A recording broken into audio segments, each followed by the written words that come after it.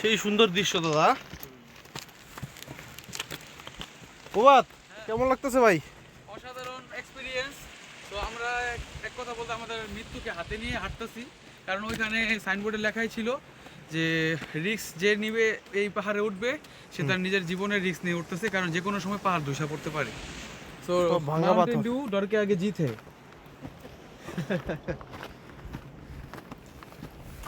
অসাধারণ একটা দৃশ্য। আমরা এখনো হাঁটছি। হ্যাঁ,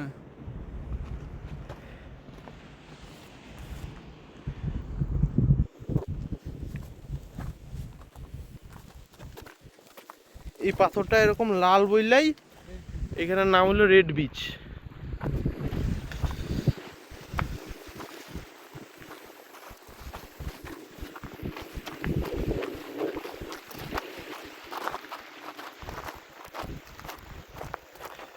এখানে জাপানি টুরিস্ট সব থেকে বেশি।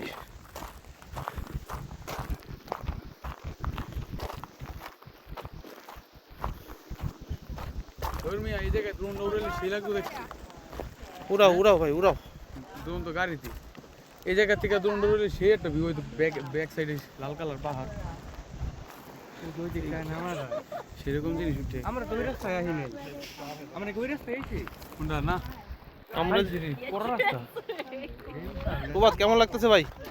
অসাধারণ ভিউ, অসাধারণ view. Oh my god, this is the Red Beach in Thira Santorini. Tushar ভাই একটু ঘুরে যান। এই ভাই, অসাধারণ।